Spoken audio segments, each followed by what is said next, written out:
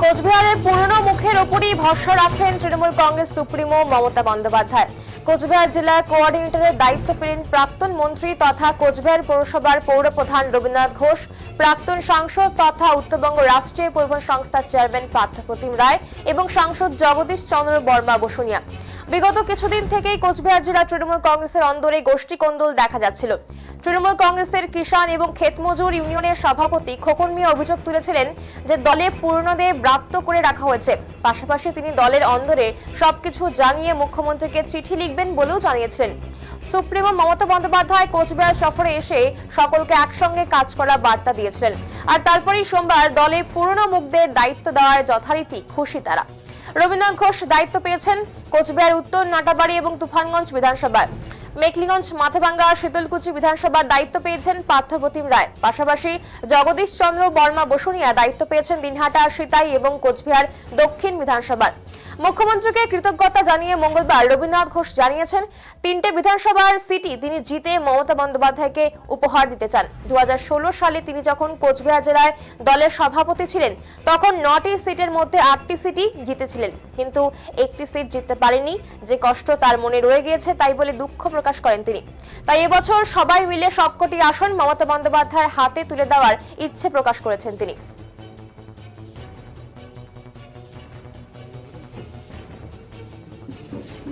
একাংশ মমতা ব্যানার্জিকেও চিঠি দিয়েছিল যে পুরোনো কর্মীদের কোনো রকম দায়িত্ব দেয় না। তারপরে এই গুরু দায়িত্ব আপনার উপর 3টা বিধানসভার কোঅর্ডিনেটর করা হয়েছে, কি বলবেন? আমি রাজ্যের মাননীয় মুখ্যমন্ত্রী মমতা ব্যানার্জির প্রতি কৃতজ্ঞ যে তিনি আমার উপর আস্থা রেখেছেন। আমি তার আস্থার সম্মান রাখার চেষ্টা করব, যাতে 3টে সিটই জিতে তার হাতে তুলে দিতে পারি। সেই ব্যাপারে সমস্ত রকম চেষ্টা আমি চালাবো। তাছাড়াও কুচবিহার জেলার 9টা সিট আছে। 2016 সালে তখন আমি সভাপতি ছিলাম, 9-এর মধ্যে 8টা সিট জিতেছিলাম। আমার একটা কষ্ট রয়েই গেছে যে একটা সিট না জেতার। এবার আমরা সবাই মিলে হাতে হাত মিলিয়ে, কাঁধে কাঁধ মিলিয়ে 9টা সিট জিতে আমরা মমতা ব্যানার্জির হাতে তুলে দিতে চাই, দিয়ে তার হাতটাকে শক্ত করতে চাই। এবং বাংলার মানুষের যে আশা আকাঙ্ক্ষা, যে বাংলার মানুষের যে স্বপ্ন, মমতা ব্যানার্জিকে চতুর্থবারের জন্য আমরা রাজ্যের মুখ্যমন্ত্রী পদে দেখার যে স্বপ্ন দেখছে রাজ্যের মানুষ, সেই স্বপ্নটা বাংলার মানুষের আমরা পূরণ করতে চাই। দলের নির্দেশে সমস্ত দায়িত্ব পালন করেছেন বলে জানিয়েছেন পার্থপ্রতিম রায়। পাশাপাশি কখনো হয়তো খামতিও থেকে গিয়েছিল বলে তার মত। তবে মমতা বন্দ্যোপাধ্যায় এবং অভিষেক বন্দ্যোপাধ্যায়ের নেতৃত্বে যেভাবে দল নির্দেশ দেবে সেভাবেই তারা সৈনিক হিসাবে কাজ করবেন বলে জানান তিনি। আরো বলেন যে বিজেপি নামক সাম্প্রদায়িক দলকে তারা আটকাবেন। দলের জেলা নেতৃত্বকে সঙ্গে নিয়ে 2026-এর বিধানসভা নির্বাচনে তারা সবাই একসঙ্গে ঝাঁপিয়ে পড়বেন বলে জানিয়েছেন তিনি। আশাবাদী সবকটি আসনে তৃণমূল কংগ্রেস জিতবে।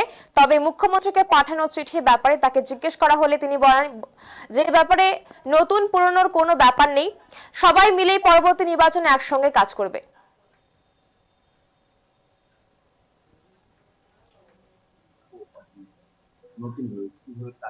দেখুন, দল বিভিন্ন সময় আমাদেরকে বিভিন্ন দায়িত্ব দিয়েছে। আমরা চেষ্টা করেছি দলের নির্দেশ মেনে দায়িত্ব পালন করবার যথাযথ। কখনো দায়িত্ব পালন করতে গিয়ে হয়তো কোথাও আমাদের খামতি ছিল, কোথাও আবার আমরা সাফল্য লাভ করেছি।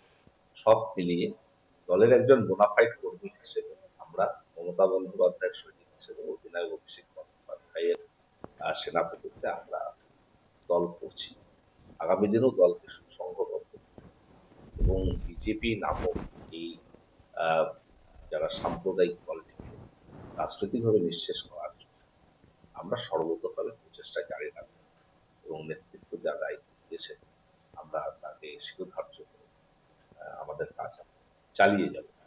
এবং মাননীয় মুখ্যমন্ত্রী মমতা বন্দ্যোপাধ্যায়, সর্বভারতীয় তৃণমূল কংগ্রেসের সভানেত্রী এবং সাধারণ সম্পাদক অভিষেক বন্দ্যোপাধ্যায় আমাদের আস্থা রেখেছে।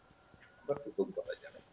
দলের জেলা নেতৃত্ব সকলের সঙ্গে একজোটে আমরা ঝাঁপিয়ে পড়ব আগামী বিধানসভা নির্বাচনে, যাতে বিজেপি যে চক্রান্ত করছে মানুষের গণতন্ত্রের অধিকার তাকে আমরা প্রতিহত করতে পারি এবং সার্বিকভাবে তৃণমূল কোচবিহার জেলায় 9টি বিধানসভাতেই যাতে জয় করে তাদের সর্বদা কাজ করবে এবং আমাদের কনফিডেন্ট রয়েছে, আত্মবিশ্বাস রয়েছে আমরা জয়ী হবই।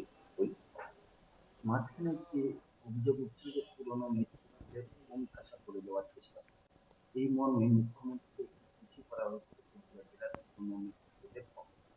সেখান থেকে সেই পুরনো নেতৃত্ব করেই পুরো ভাগ কি বলবেন? না, চিঠি আমরা কি লিখেছি, সে চিঠি আমরা লিখেছি, চিঠির বিষয়বস্তু কি আছে এটা তো আমরা কখনোই প্রেসে বলিনি, বলবো না। আমাদের কিছু বক্তব্য ছিল, আমরা দলীয় নেতৃত্বকে জানানোর প্রয়োজনীয়তা আমরা অনুভব করেছি, সেভাবে আমরা সকলে জানিয়েছি। এর সঙ্গে নতুন পুরনো এসবের কিছু বিষয় নেই, সবাই মিলে একযোগে দলের নেত্রী যে নির্দেশ দিয়েছেন অভিষেক বন্দ্যোপাধ্যায় নির্দেশ দিয়েছেন তাকে আমরা ফলো করছি, এটাই আমাদের মূল লক্ষ্য।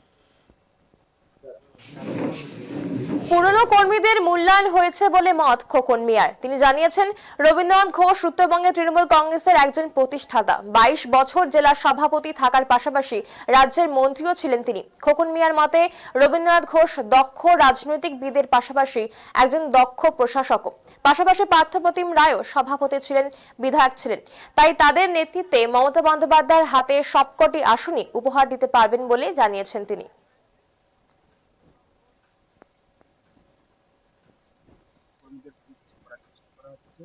দল থেকে এগিয়ে করার চেষ্টা করা, এবার সেই পুরনো কর্মীদের উপর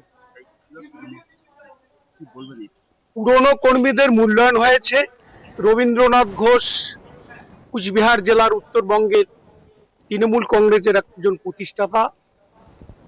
দীর্ঘ 22 বছর কুচবিহার জেলা তৃণমূল কংগ্রেসের সভাপতি ছিলেন, রাজ্যের মন্ত্রী ছিলেন, বিধায়ক ছিলেন।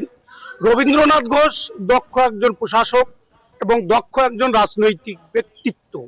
পাশাপাশি পার্থপ্রতিম রায় প্রাক্তন সাংসদ, প্রাক্তন জেলার সভাপতি। এই দুইজনের প্রতি দিদি মমতা বন্দ্যোপাধ্যায়, অভিষেক বন্দ্যোপাধ্যায় যে আস্থা রেখেছেন, আমরা 2026-এর বিধানসভা নির্বাচনে কুচবিহার জেলার 9 আমরা উপহার দিতে পারবো। প্রবীণ, নবীন, তরুণ, ছাত্র, যুব, মহিলা, কিষাণ, শ্রমিক সর্বস্তরের নেতৃত্বরা আমরা মাঠে ময়দানে আমরা নেমে পড়বো। স্পিডটা থাকবে আমার 200 গতিতে। আগে 100 ছিল, এবার আরো গতিটা বাড়বে, 200 গতিতে আমাদের স্পিড আমাদের চলবে। 2026-কে সামনে রেখে 2026 আমাদের পাখির চোখ। পুরনো কর্মীদের কি তাহলে পূর্ণ মর্যাদা ছিল? হ্যাঁ, কালকে সারা রাত্রি তো আমার কাছে তো বিভিন্ন জায়গা থেকে ফোন আসছে, আমার রাত্রিবেলা ঘুম হয়নি।